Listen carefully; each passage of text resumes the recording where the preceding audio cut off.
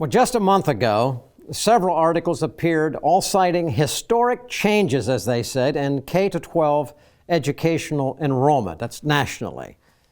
Now, according to the National Center for Education Statistics, due in part to the consequences of the COVID lockdowns in 2020, public school enrollment fell by over 1.4 million students. 1.4 million students. And that was from a total of 50.8 million in 2019, the fall of 2019, to 49.4 million in the fall of 2020.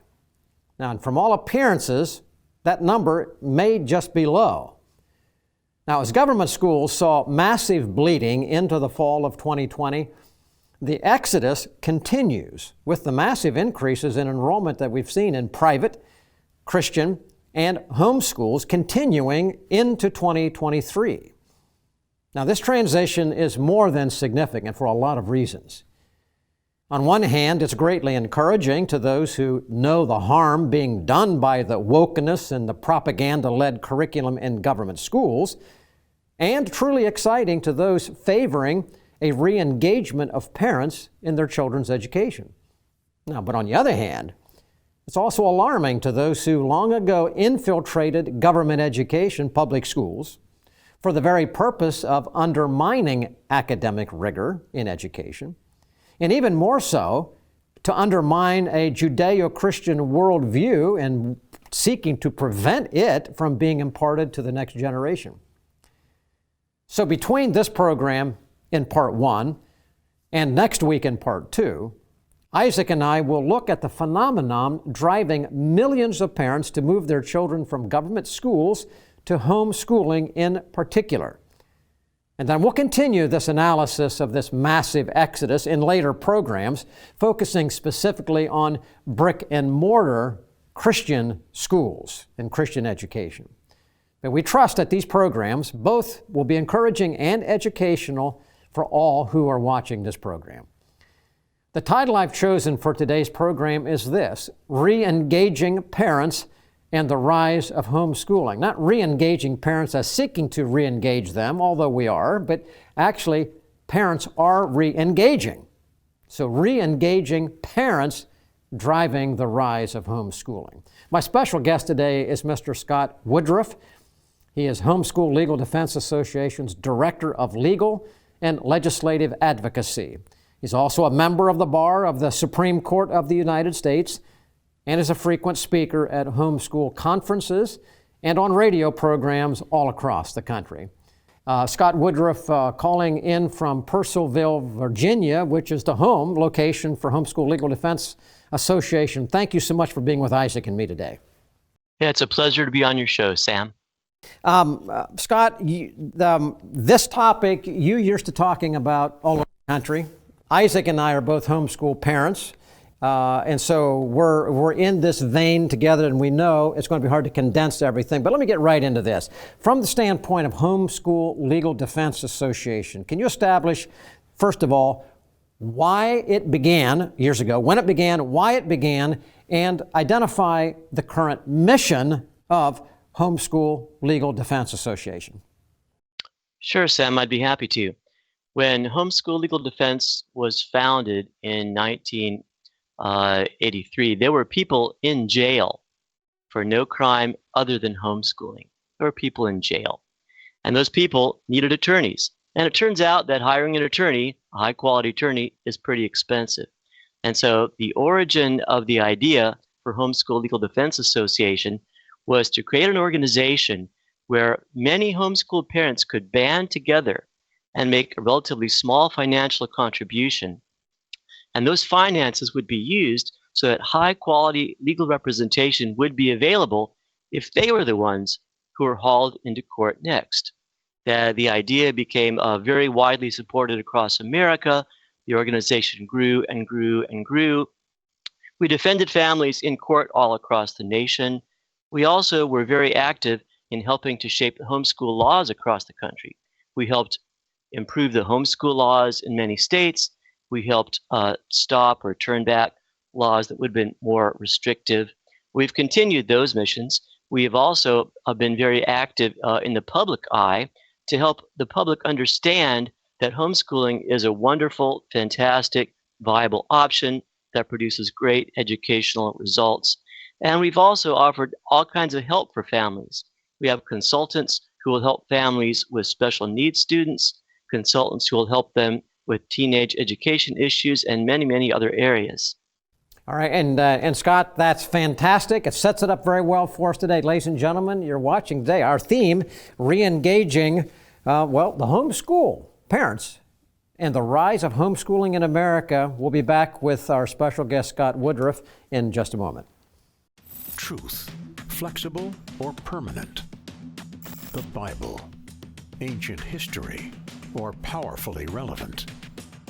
Culture, a reflection of enlightenment or warning signs?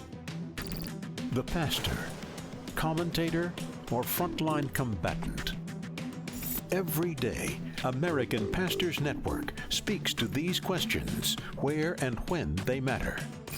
With hundreds of affiliate radio stations nationwide, a website and mobile app screening today's headlines through the twin lenses of the Bible and the Constitution.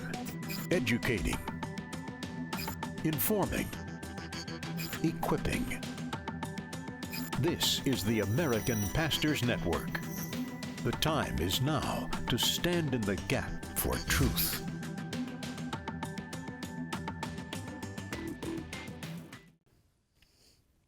Welcome back to Stand in the Gap. And today, as we're looking at homeschooling and the movements that are going on around it, we're talking with attorney Scott Woodruff from the Homeschool Legal Defense Association. And Scott, Sam started to introduce, how we've gotten where we're at, and we heard a little bit about how HSLDA was founded. But in general, the issues that were going on in the 1970s, the 1980s. What were some of the issues, what were some of the cultural pressures that homeschool parents were facing that caused them to have to really step out to challenge not just status quo, but in many cases they were challenging the government of what they said they could or couldn't do as a family? Right, Isaac. In those early days, many families were homeschooling in direct violation of statutes. And to homeschool in those days, in many states, you had to be prepared for a confrontation with the law, like a sheriff knocking at your door. I've heard stories of families who had, contingent plans to run out the back if the sheriff showed up, but they felt so strongly about educating their own children that they were willing to take on that risk. They didn't give up. And as they say, you know how you can tell who the pioneers are? They have the arrows in their back. But those families were courageous and they kept going. And they laid a path, they laid down a very courageous example for the thousands and thousands of parents who would follow.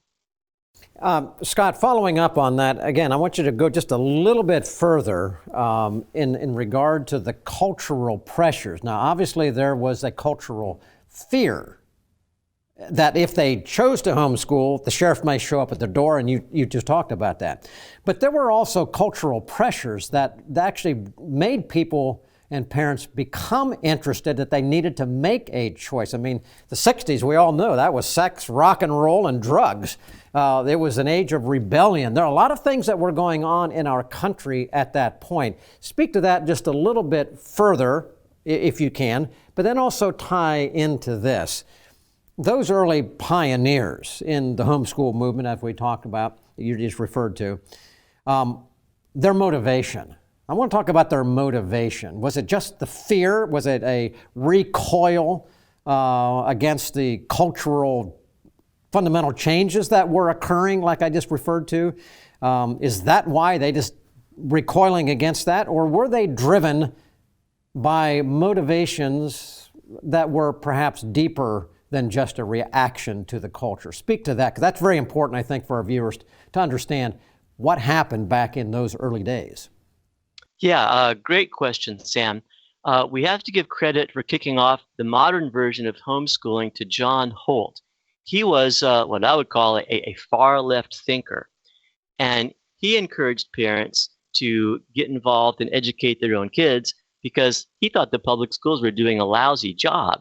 that they were just doing a terrible job actually educating kids. So he spoke and was more attractive to the folks kind of on the left end. And after that initiation, that theme was picked up on what we might call the rightward end of it. James Dobson put on a show in which he publicized homeschooling as an option for parents who wanted to transmit their faith to their kids. Because as parents knew back then, public schools were not teaching anything about God, or if they were, it probably wasn't in the same vein of the parents' own faith. And so homeschooling for parents on that end of the spectrum was understood to be a very powerful way to transmit one's faith to one's children rather. Now, of course, the vast group in the middle who were content with what the public schools were teaching, they were okay. And after all, one of the main missions of government education has been to homogenize society. And so the folks in the middle were pretty comfortable being homogenized. But the people on the left and the people on the right rebelled against that homogenization, and they felt they could do a better job. They could prepare kids for adulthood better if they did it themselves. And you talk about that. My wife's family, they were in New York State in the 1980s, and they decided, even though my father-in-law worked for the public schools, and he continued to work there for most of his adult life, they decided it is best for our children if we teach them. And they didn't have college education degrees or anything like that. And so they trained their own children at home, and I'm thankful for that. I grew up in a home where I went to a private Christian school. But as my wife and I, when our kids got to the age, back in 2013, I think it was, we started our oldest son with a homeschool curriculum for K4. And, it was kind of an, big thing to do. Well, now all of a sudden you fast forward to 2020, the last 3 years, it used to be you say, well, we homeschool our children. Especially, I was working in public schools at the time, and people say, oh, that's kind of interesting. Well, now you say we homeschool your children, and everybody says, oh, isn't that neat? I know so-and-so, or my friend, or we're starting to homeschool our children. There's been this huge shift since 2020. Maybe we could talk about what is motivating parents now, and maybe contrast that with what was motivating them at the beginning of the movement and what is motivating this big movement right now. Right. So before COVID hit, homeschoolers were about 3% of the population. Then COVID hit, massive social turmoil. Schools became identified as these petri dishes overflowing with germs and infectious agents. Schools shut down. Nobody wanted to be on site. And in those early dark days, COVID was deadly. People were dying of it. My brother-in-law died of it. And so many of those folks who were willingly or unwillingly booted out of public school ended up homeschooling. And by the time that crisis was over, 11% of Americans were homeschooling. They weren't homeschooling because they were on the left end of the spectrum or on the right end of the spectrum. They were homeschooling just because they wanted their kids' education to continue. They didn't want it to be put in suspended animation for 6 months, a year, or 2 years. I had one person apply to join HSLDA during that era, and her kids were in virtual public school. And when she applied, she made this comment. She said, public schools are a dumpster fire. My kids learn more in 2 days than in a week of public school. Yeah, and Scott, that's significant, what you're saying. I want to build out on that just a little bit. You used a percentage, 11%, I think is what you just said. I want you to transfer that into numbers. Is that 5 million? Like I gave a number at the beginning of the program where the National Center for Statistics said 50.8 million, I believe the number was, the number of students in public schools. In the fall of 2019, it dropped down to 49.8, I believe, in 2020. So if you translate that 3%, 11%, how many, do we know how many in millions or hundreds of thousands of kids that actually represents? I don't know. I could figure that out if I sat down and looked up some more details, but I'm not going to make a guess because it would probably be wrong. My dad was a math teacher in public school, but he didn't pass his gift on to me. Well, I will tell you this, that from the National Center of Statistics, they did use a number of 5 million that they said were homeschooled in the fall of 2020. Now, that, from what I have seen, that would almost represent a doubling of those homeschooling from what it was. And again, I don't know where that is, but the bottom line is 3% to 11% is a big increase. Now, a follow-up question, and then Isaac will have something else here for you, another question. But when you said that that 11% or whatever during the 2020 lockdowns ended up homeschooling, are you talking about people who actually began to officially homeschool, or are you talking about the many millions of students who were learning online at home and effectively being overseen by their parents, though they were still in the public school? Because many looked at that, I know, as an experiment and said, well, you know what? I've got to be looking over my child's shoulder. I'm home with them during the day. I'm actually schooling at home.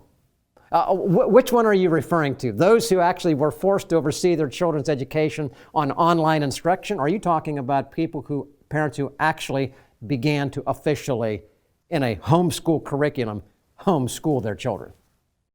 Sam, thanks for that question. Those numbers derive from questionnaires that the U.S. Census Bureau sends out. And because they had been surveying the number of homeschoolers for many years prior to COVID, they had begun to frame their questions very accurately to distinguish between actual homeschooling and people who were in some form of a public school program, whether it's brick and mortar, charter school, virtual school, online. So that 11% derives from people who self-identified and said, I am homeschooling, as opposed to being in an online virtual public school program. Scott, in regard to where we now are, and we're in the next program, we're going to get into the challenges. We're going to get into some of the issues that are deriving because so many have left public education for homeschooling. But in that regard now, just give a taste of where we'll go next week. If the original fear of parents back in the 70s and 80s was that a local sheriff could come and arrest them because they were homeschooling their children, is there any fear legally now that exists? Or perhaps what is that greatest fear that would exist right now for a homeschool parent? Or basically, have most of the battles been won legally?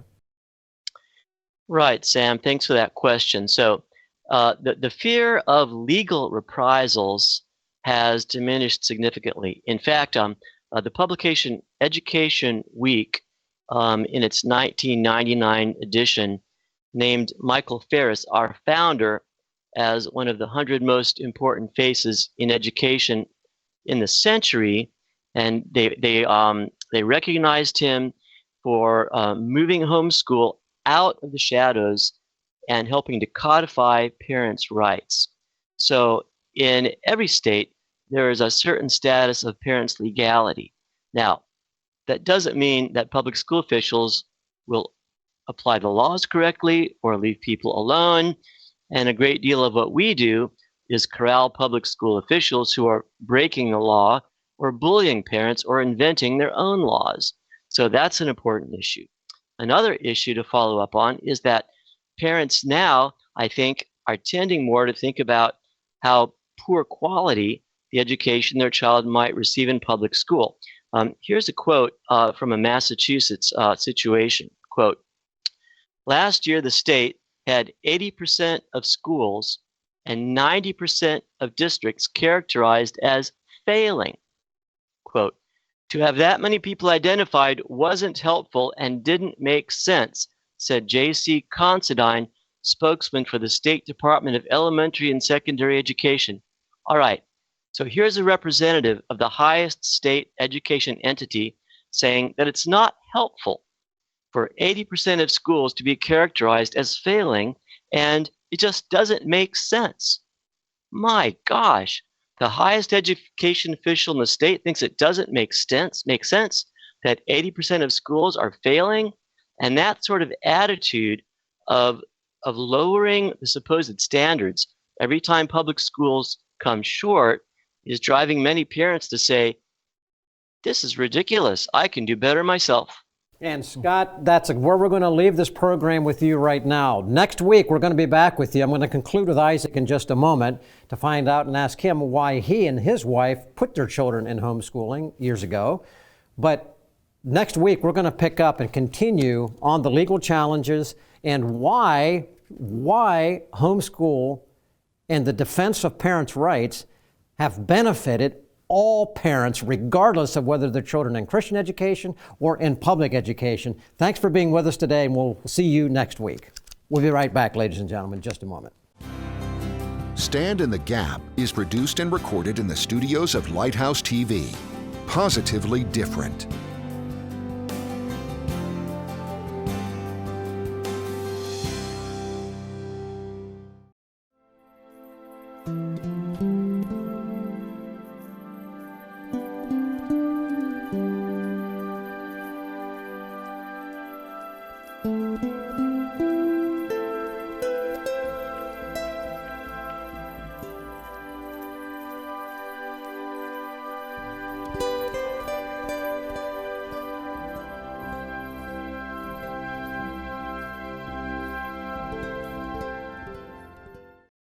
For over 2,000 years, pastors have carried the light of the gospel through opposition, persecution, and every flaming arrow of the enemy.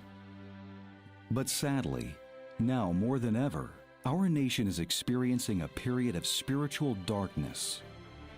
But what would happen if churches threw off the shackles of fear and boldly stood for truth?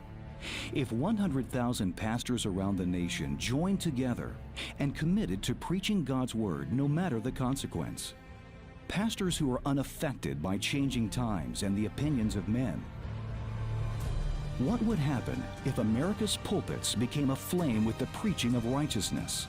The great darkness from rejecting God's standards would be expelled, the prayers of God's people heard, our nation healed, and God's blessings restored. The time has come to stand. Isaac, let me go to you now because you have chosen to homeschool your parents. I want to ask you a question now. I mean, your students. Homeschool your parents. But why did you and Jill, when you decided to homeschool, why did you do it? And now that you have been doing it and they are getting up in their age a little bit, are you glad you made that decision? Well, I'll start with the second one. That's easier. Yes, we're glad. I'm not going to say it's easy or that every day. We're really glad. There are days that are harder than others. Our oldest is now 13, and we started when he was in pre-kindergarten. And that was kind of one of the things is we said, well, we could do this stage, and let's start here and just see. And every year the Lord has given us graciously what we needed to get through. Some of it is, especially with the public schools, what Scott was talking about. I was working in the public schools at the time, and especially in the inner city public schools, one of the arguments against homeschooling is, oh, you don't have all the equipment and all the teachers. And I saw in the inner cities that I was the one bringing in notebook paper and pencils and having to go online and try to print off, papers because they didn't have anything. So it's not always the case that they have more equipment or better facilities. But most importantly, above all of that was our faith. And we said, we are given the responsibility by God to rear these children for His kingdom.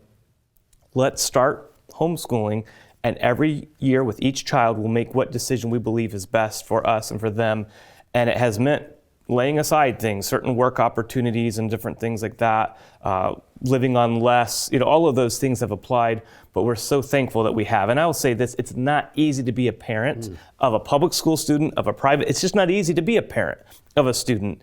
And so there's no easy way out of that. And every parent has to make what's best for them and their child. But we praise the Lord that He's given us the abilities and the grace to be able to so far train our children at home. And Isaac, I can say by looking at your children, it's very obvious that you are building into them godly values. And ladies and gentlemen, thanks for being with us today. As we close, though, we're talking about the move, the massive exodus of people, students, from public education, not all because of COVID, but certainly driven by the close downs, but into homeschooling. A remarkable growth. And for those who have chosen to do it, I have yet to find a parent who've made the decision to homeschool their children that have said that it was a mistake. Maybe there's some there, but certainly not many. Next week in this program, come back and visit for part 2, because we'll get into a little bit what the Bible says about homeschooling, because really it's pretty amazing.